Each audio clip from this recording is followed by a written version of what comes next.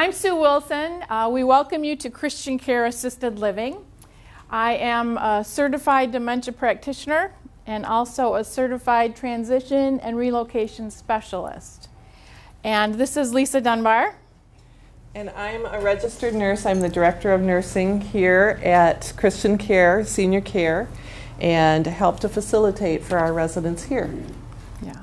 So we are going to be talking this evening, as you know, about recognizing when it's time to move an older person, how to have that conversation if that needs to happen, and how to make it as smooth a transition as possible.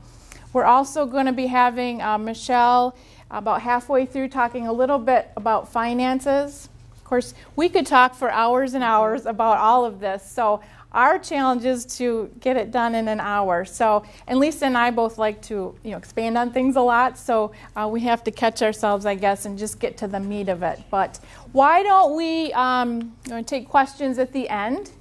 Okay, we'd be glad to take as many questions as you have at the end. So I'm going to let Lisa get started here. Okay. One of the things that we need to look at is their home. Is it a safe place for them to be? Are there stairs that are dangerous? Is there a shower that they can get in and out of? Or are they still attempting a tub bath or stepping over a tub to get into the shower?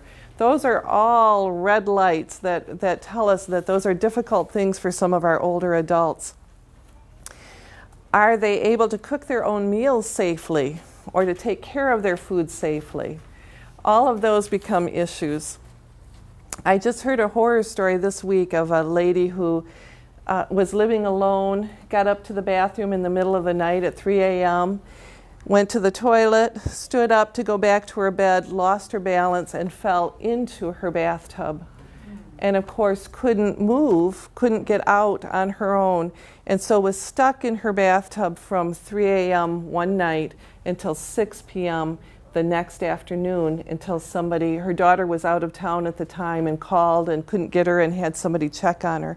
But you can imagine how frightening that would be. Luckily she was not badly injured, but that's lucky, that's not safe. And so we need to begin to look at some of those safety issues. Another thing that we look at is medication. How much medication are they on? Are they able to keep the medications straight? Are they taking them on time? Are they taking them, period? Because if you check, some families will set them up in, for instance, those medication minders where they have a daily slot. But you still need someone to monitor that and to make sure that that person took Monday's doses on Monday. Sometimes you can go in on Monday afternoon and you may find Monday, Tuesday, and Wednesday's medication gone. Because when they lay down for a nap or something and wake up, they may think it's the next day and so retake medication, and that can be a real issue for our older adults. Falls. We already talked about the incident with the bathtub. Falling is a huge issue for our older adults. It only takes one fall to really cause a crisis in terms of a broken hip or a broken bone someplace. Some of our older adults never recover from those falls. And so that can be a real issue that we want to watch for. Are they steady on their feet? Are they using adaptive equipment like walkers or wheelchairs or canes? Are they using them correctly? Walkers don't do any good if you're rocking them back and forth as you're walking. Okay, they will not support and give you balance in that case. So are they using those pieces of equipment safely? We had a fellow here who fell several times in a row, and when I went to talk to him about that issue, he told me, I've never been hurt. And I said, Harold, that means you've been lucky. It does not mean you're safe, okay? And so we need to look at that with the falls because that is a big issue. Just one is all it takes. What are their judgments like? When people call them on the phone and are soliciting, are they buying into all those things? Because that can be a judgment issue. Are you finding, not lottery, what's the other thing that you find in the mail? Sweepstakes. that, you know, are asking for money or donations? Are you finding their mailboxes jammed with those kinds of things? Because if you find their mailboxes jammed with those things, it generally means that they've responded to a few of them. And so that can be a concern in terms of their finances and their judgment. What's their hygiene like? Are their clothes clean? Are they odor-free? Are they appropriate? Are they wearing the same thing for 7 days in a row? Now, we have to be a little careful here because this was a generation that grew up without a closet full of clothes. And so to wear something for 2 or 3 days in a row may always be a normal behavior for them. And that's not a problem as long as it's clean and smell-free.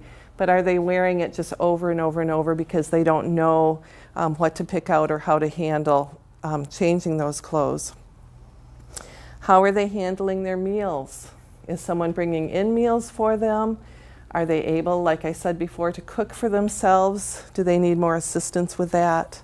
That's a very concern because not eating appropriately, being low on calories, low on protein, low on some of the other essential vitamins and things can cause problems in their physical health that may mimic dementia. Being hydrated, if they're dehydrated, that can look a lot like dementia. And so we want to make sure that they're eating appropriately, that they're getting enough fluids each day to do that. And then another thing that we look at is their safety in the community. Are there people that look out for them? Do they have a buddy system with someone or one of those call buttons, you know, the help, I've fallen and I can't get up? That's very appropriate. We laugh about that kind of because of the commercial, but for some people that's very appropriate. By the way, the lady in the bathtub invested in one of those the next day, okay, because that can really help. But even in their neighborhood, are there people in the neighborhood that might choose to take advantage of them? Because that happens. Kids may come over and tell them that they will rake their yard for $20 and rake morning, noon, and night. It happens because often our older adults are targets in the communities. And so you want to be aware of that, of what's going on in the community, who's around and how they're helping or are they taking advantage, to be aware of that. The last thing that I look at is their level of anxiety. How anxious are they about being home alone, especially when there are some health issues? For instance, if someone has congestive heart failure and has periods of time where they become short of breath, can they manage that with minimal help, or are they ending up in emergency room over and over? Or even someone without health problems, sometimes when they become anxious about staying home at night, they may not be able to say, I'm scared to be alone, but what they will do is go into ER over and over without anything really showing up physically wrong. But it's an anxiety issue. They are seeking help and don't know how to ask for that, don't really know sometimes what they need. And so that's another area where having someone around on a 24-hour basis helps excuse me, to ease some of that anxiety for them. Those are the changes that I have, the recognizing it's time. I hope that those have keyholed some specific people and some specific situations in your mind, because it's very important that we look at these things for our older adults and keeping them safe and keeping them healthy.